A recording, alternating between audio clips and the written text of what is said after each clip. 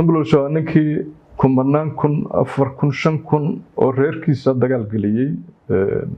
nimankii argixisada ahaa meesha joogan ugu tagay deegaanadiisa ka xoreeyay saaxan jiray fronta Axmedna deemaalaha ciyaalka lagu dheelsiyo beeraha yani waxaan arkaynaa gawaarida ciyaalka asagoo saaran oo ciyaalka la ka xoogay bahloodan dagaalka aad gasheen nimankii mucaaradka dhagaha ku dhafateen sida aad yeesheen aad baa dawladdu ugu dirsatay yaa miskiin balad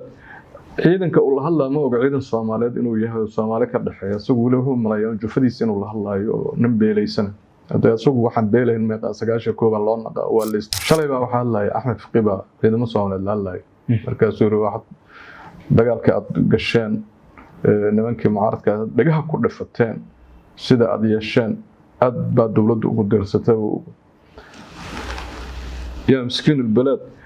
ciidanka uu la hadlaa ma oga ciidan Soomaaliyeed inuu yahay Soomaali ka dhaxeeya isagu wali wuxuu malayn jufadiisa inuu la hadlaayo nin beelaysan hada isagu waxaan beelayn meeqa 9 loo naqa waa list dilay heer hebel waa daarood hebelna waa hawiye waa nin inta qadadiisa alla galsho way maarumahan ciidan buu la hadlay ciidan qaran markaas wuxuu leeyahay oo shariifka madaxweynaha iyo ra'iisul wasaaraha dagaalka ku qaadeen aad buu u fiicnaa haddana mar kale ku qaadaysiin buu yiri dil loo baahdo waad weeraraysa waa duubanta propaganda anaga aan sameeynayo marka waa niman garan kara cid wal ciidankan Soomaaliya oo ka dhaxeeya ku sheegaya qaar dhashay ku la hadlayo hadii la ciidanka la kala qaado oo ciidan Soomaaliyeed loo dhaqmi waayo